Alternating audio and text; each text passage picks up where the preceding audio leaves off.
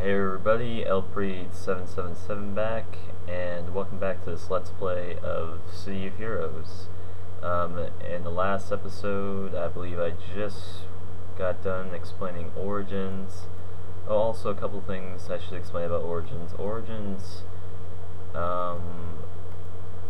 it'll basically determine what kind of enhancements you use, but all the enhancements in the end do the same thing. I guess if you like a certain look of enhancement rather than another one, that'd be another reason why you should have a different origin or a specific origin to your liking. But really, Origin doesn't have all that much uniqueness, shall we say. Also, you get a temporary power per origin. Each of the temporary powers, it's a start off power they give you in the beginning that's useful in the beginning of the game because you don't have that many powers to start off with or any attacks. But they're not that great, and you won't be using them like beyond the first 3 to 4 levels. And yeah, Origin doesn't matter all that much unless you're a role player, and if you're a role player, more power to you. But anyway, continuing on, we're gonna go over the villain archetypes, and we're just gonna jump right in here, starting off with Brute. Villain archetypes are basically, they're supposed to be mirror images of or some of them are supposed to be like mirror images of hero archetypes. We'll start off with the Brutes. Brutes are supposed to be basically the mirror image of the tank archetype. Brutes, however, do more damage than tanks, aren't quite as survivable because their secondary is the defensive powers that make Brutes more survivable, but it's in the secondary, so the defensive powers aren't quite as effective, but their attack powers are in the primary set, so they do a lot more damage, and they're still able to keep the aggro on them pretty well. They're just not quite as survivable. And next up, we got Stalkers. Stalkers are supposed to be sort of the mirror image to Scrappers, except Stalkers, not quite as survivable as Scrappers, but they're more strategy orientated actually. Stalkers are the only archetype in the game that has stealth built in, really, as a power to pretty much all of its secondary and all of the Stalker secondary sets, and it has stealth in the form of what's called hide. And basically, in hide, you can't be seen by your enemies, and out of hide, when you attack people while you're in hide, you do critical damage, and you can do a lot of damage out of hide. And you have in your primary attacks an assassin strike that, if you do that out of hide, it'll do a lot of damage. It's one of the most single target damage dealing attacks in the game if used correctly. And just Stalkers definitely aren't as survivable as Scrappers and or Brutes, but they do have a little bit more in the damage department than Scrappers. And they just have different tools for survivability, I should say. They're not necessarily less survivable, they just can't take as many hits. Moving on, though, we have the Mastermind. Mastermind is definitely one of the more unique archetypes in City of Villains, or just City of Heroes / City of Villains, because Mastermind is, I guess, kind of a mix between, never mind, it's not really a mix. Mastermind is really unique in that their primary powers are pets. And Masterminds allow you to control different types of pets depending on what primary set you choose. Like you can have zombies that you control that fight, and these pets fight for you. Or you can have robots, or you can have.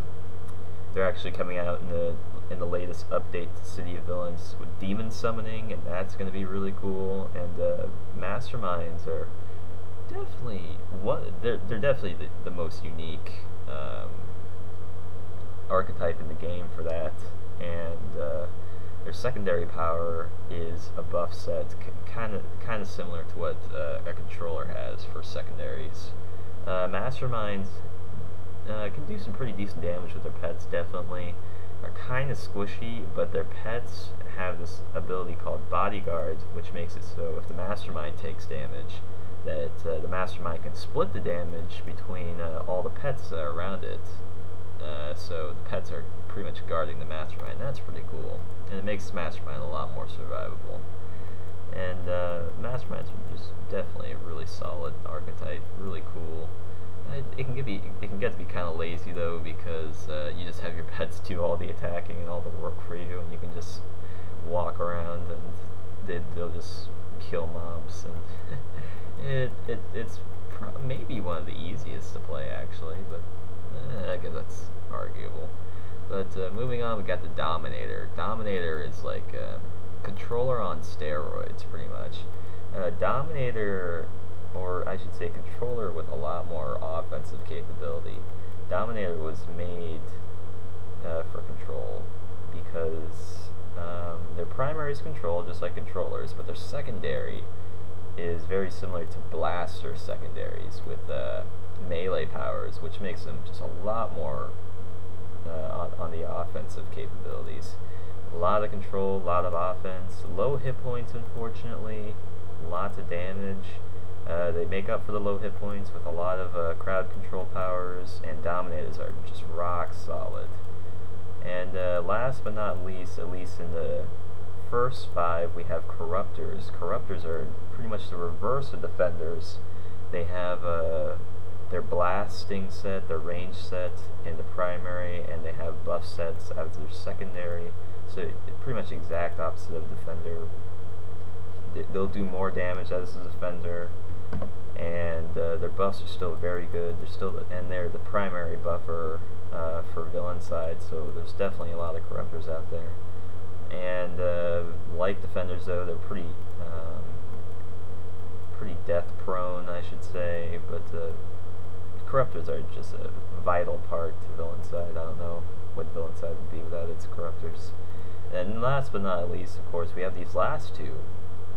These are the Villain Epic Archetypes, known as the Soldiers of Arachnos and the Widows of Arachnos, and these are based off of the story.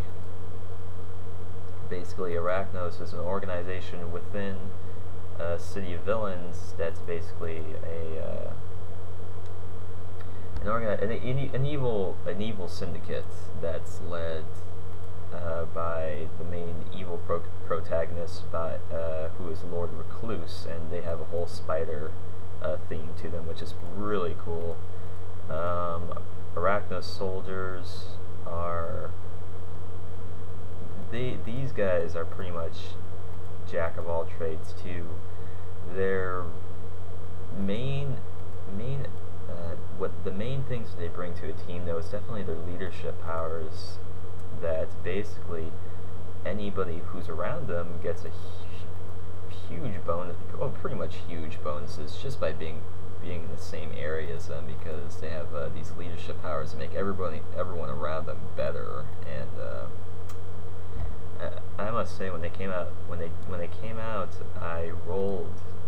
When I rolled, when I mean roll, I mean I made one of these guys, and I got him to 50 really fast, and it was just a ton of fun.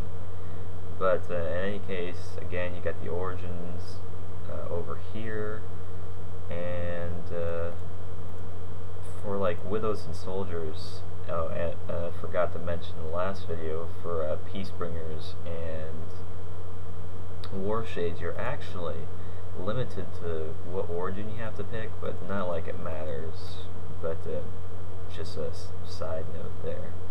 In any case, that's all I pretty much have to say for this video. I'm going to cut it out so it doesn't meld into just information that could be put into other videos. And this is El Pre, and thanks for watching.